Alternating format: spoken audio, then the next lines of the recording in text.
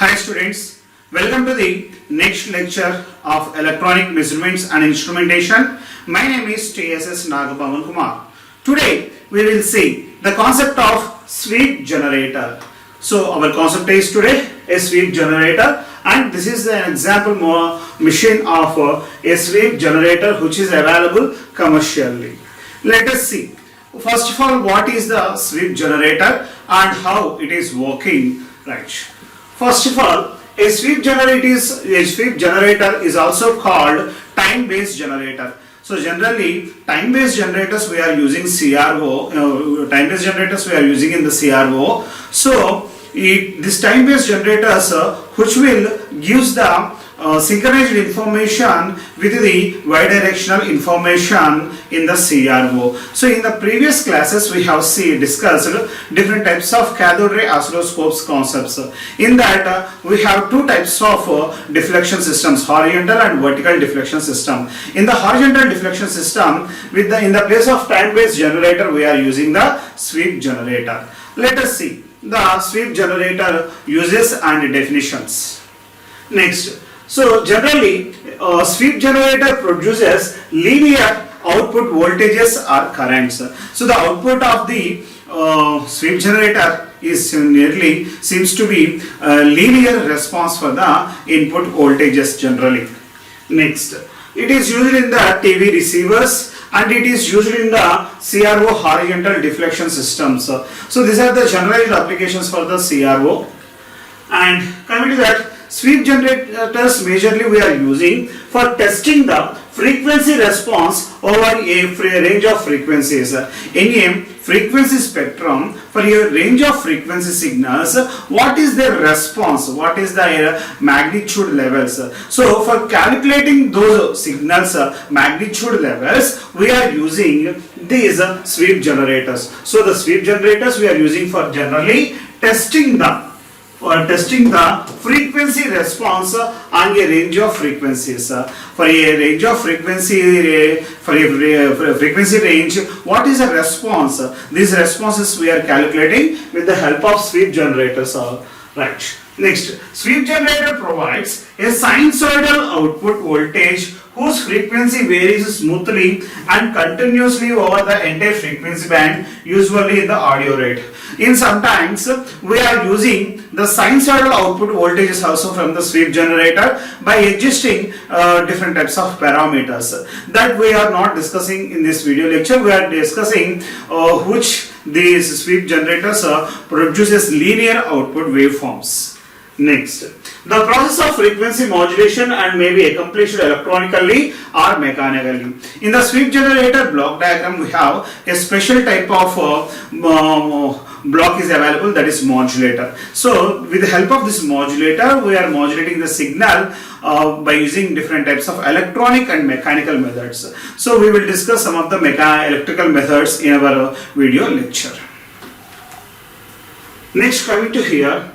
First we will see what is the sweep signal, how the sweep signal seems to be in the field. So first of all, take some x-axis and y-axis. In the x-axis you have to take time, and in y-axis you have to take output voltage of your sweep generator. So from the sweep generator, now we will see the sweep signal. I said that the output of the sweep generator is linear, the response of the sweep generator is linear. Now, with respect to the time, the voltage is also going to be increased here. So the first response is, it is increasing linearly. So after reaching to a high level point, after reaching to a high level maximum value of V0, then it is going to be discharged. So up to this time, so up to some time period, it is giving the response of the sweep generator is linear response.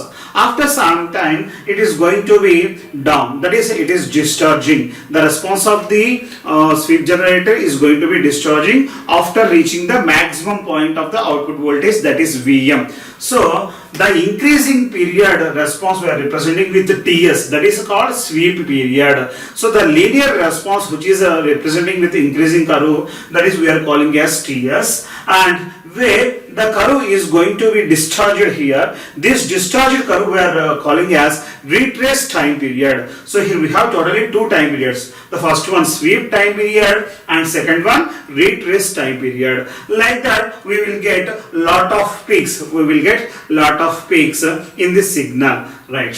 We're coming to here, the total time period of one portion of sweep signal is equal to one period of sweep signal is equal to T is equal to Ts plus Tr, where Ts is the sweep period and Tr is the retrace period, where Ts is the sweep time and Tr is the restoration time.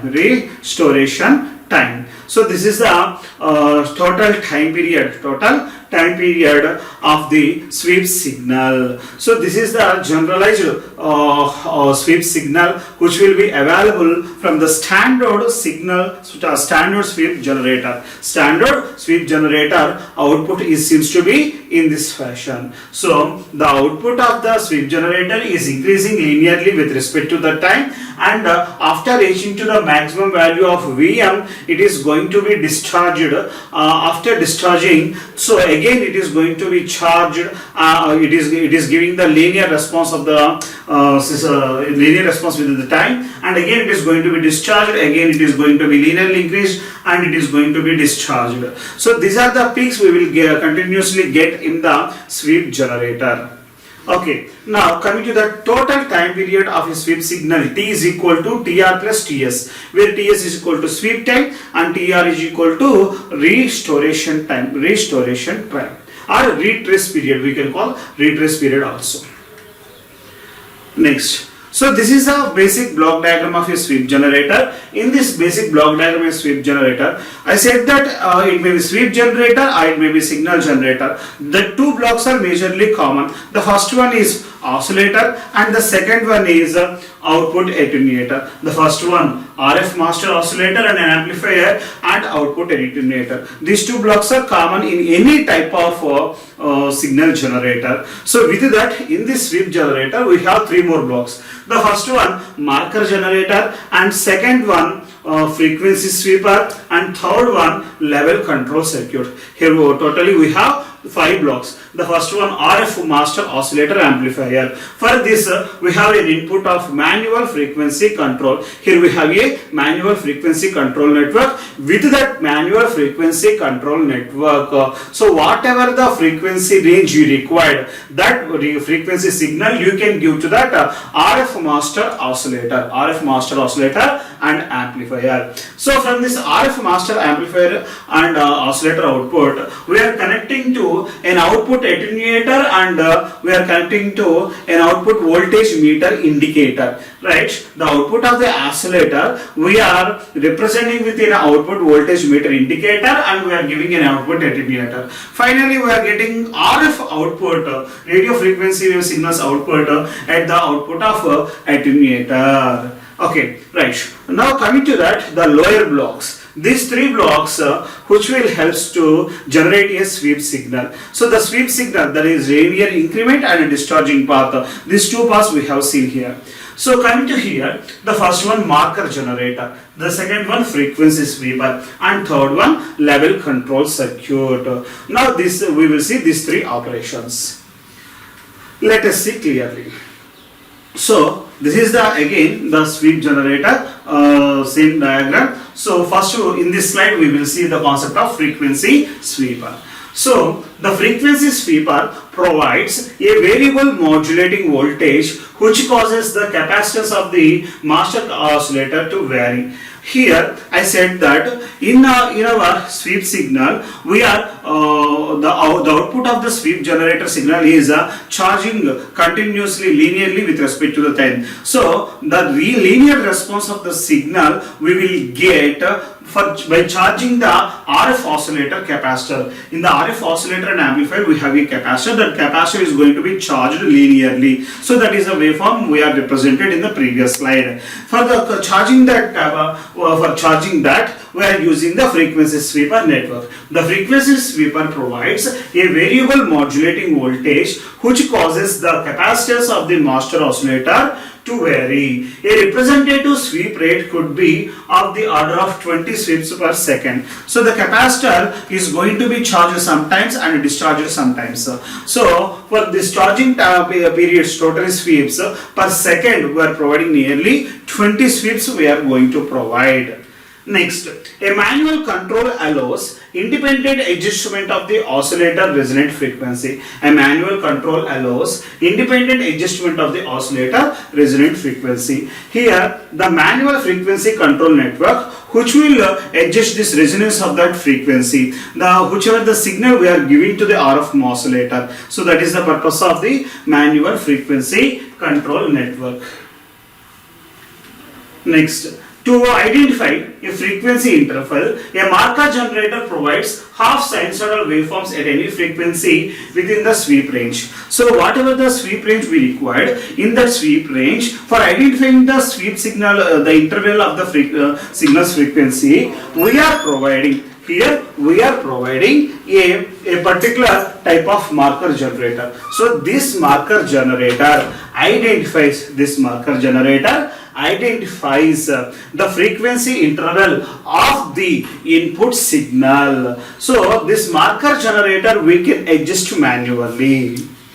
Next, the marker voltage can be added to the sweep voltage of the CRO during alternate cycles of the sweep voltage and appears superimposed on the response curve. So these marker voltages we are adding to the CRO section with the help of a marker output. So this marker output we are connecting to the CRO and we are synchronizing the y-axis information of the CRO and x-axis information of the CRO. So generally these marker generators we are adding to the original input signals with the help of half sinusoidal signals. Next, coming to that level control circuit.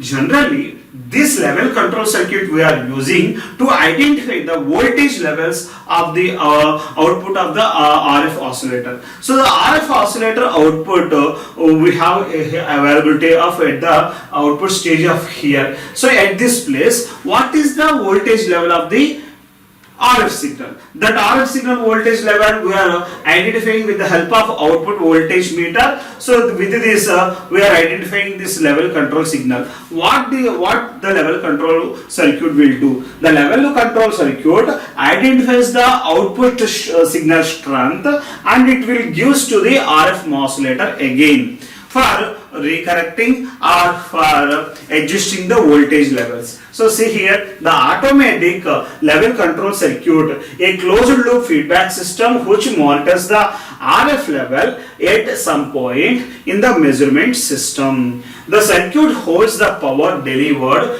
to the load or test circuit constant independent of frequency and impedance changes. So whatever the output signal is available at the RF oscillator, these signals levels we are monitoring continuously. If is there any impedance variations or is there any output variations, those will be identified by this level control circuit, and this level control circuit passes this all the power or amplitude related information to the RF oscillator and amplifier. So finally this RF master oscillator will collect the marker generator in signals, frequency sweeper signals and level control circuits informations. These three signals are combined or mixed at the RF master oscillator, and these signals are amplified, and this amplifier output will be connected to an output attenuator. These output signals are available at the RF output stage.